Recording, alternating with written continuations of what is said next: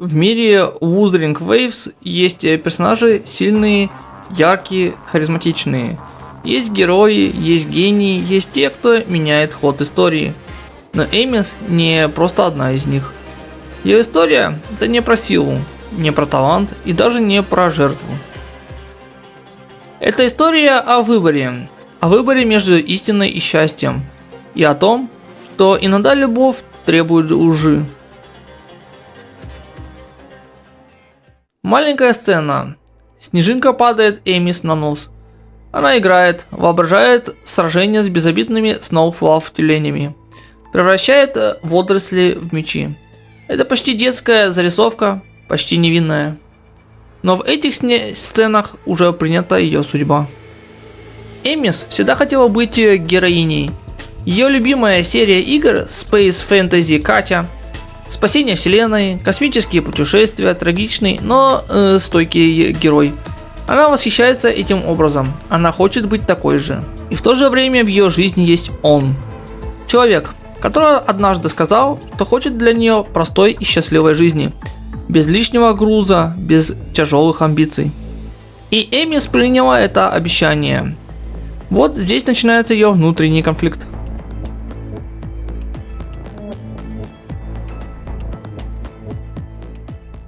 Позже, в академии, когда друзья переживают из-за оценок, когда обсуждают будущее синхронистов, она говорит почти беззаботно. Быть синхронистом – это всего лишь один путь. Она выглядит ленивой, отстраненной, будто ей все равно, но это не безразличие. Это сознательное подавление собственной мечты.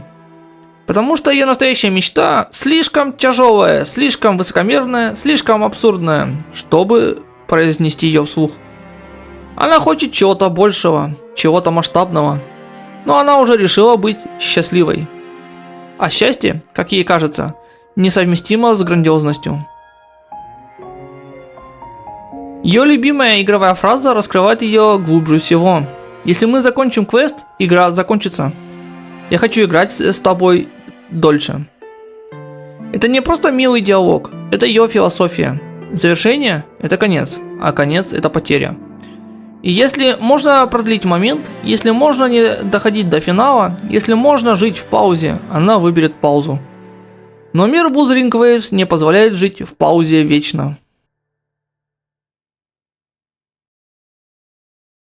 Когда ее тело разрывается в симуляционной кабине пилота экзостранника, все должно закончиться. Физически она мертва. Но Эмис продолжает существовать, и здесь происходит самое важное превращение. Она говорит: сущность человечества – это частота. Это не поэтическая фраза, это онтологический сдвиг. В мире резонанс – все. Вибрация, отклик, волна. И Эмис буквально становится волной, частотой, резонансом без тела. Она подходит к зеркалу и не видит отражения. Это сильнейший символ. Она больше не человек, но она все еще чувствует.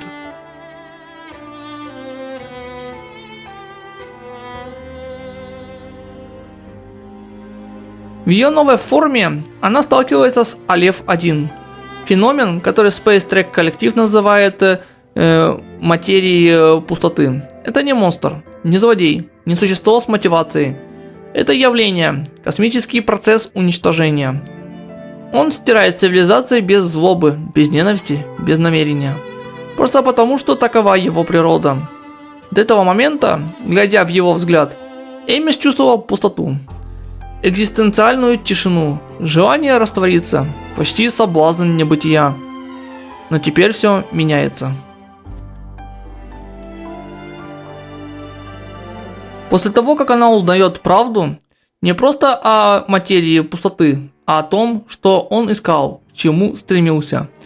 В ней рождается чувство, которого раньше не было. Ненависть не к миру, не к судьбе, а к самой структуре этой бессмысленной холодной реальности. И вот здесь ее характер раскрывается окончательно. Она узнает истину. Истину, которая способна разрушить все. Истину, которая, возможно, была целью его поисков. И она задает вопрос: знал ли он? Если знал, как он смог жить с этим знанием? Если не знал, имеет ли он право узнать? И Эмис принимает самое тяжелое решение в своей жизни. Она готова похоронить правду, стереть ее, спрятать ее, уничтожить ее ради его счастья. Это не слабость, это не бегство, это осознанный выбор. Она могла бы стать героиней космического масштаба, могла бы бросить вызов самой структуре бытия, могла бы поставить истину выше всего. И она выбирает одного человека. И в этом ее величие. Она оставляет всего одну строку. Я знаю, если я посмотрю вверх, эта звезда всегда найдет меня. Но это не про звезду, это про связь. Про то, что даже став феноменом, даже утратив тело, она все еще способна любить. Вопрос, который ставит ее историю крайне болезненной. Что важнее, правда или счастье? Обязан ли человек раскрывать истину, если она разрушит того, кого он любит? Всегда ли знание благо? Философски, Эми стоит ближе к экзистенциализму, чем к героическому идеализму. Мир не гарантирует смысла. Вселенная безразлична. Материя пустоты не ненавидит и не сочувствует. Она просто существует. Но человек, даже если он больше не человек, все равно может выбирать. Эмис не спасительница Вселенной. Она защитница одного человека. И, возможно, именно это делает ее сильнее любого космического феномена. Потому что Алеф-1 уничтожает миры без чувств. А она, став частью, сохраняет самое человеческое – способность жертвовать собой ради чужой улыбки. Иногда быть героиней значит спасти мир, а иногда значит не дать правде разрушить того, кто тебе дорог. И Эмис выбрала второе. И, возможно, именно поэтому ее история – одна из самых трагичных и самых человеческих во всем Wuthering Waves.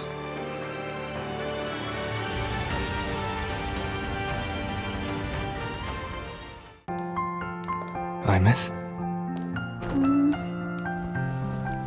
My only wish for you is that you live a happy life. I see. And you? What's your wish for me?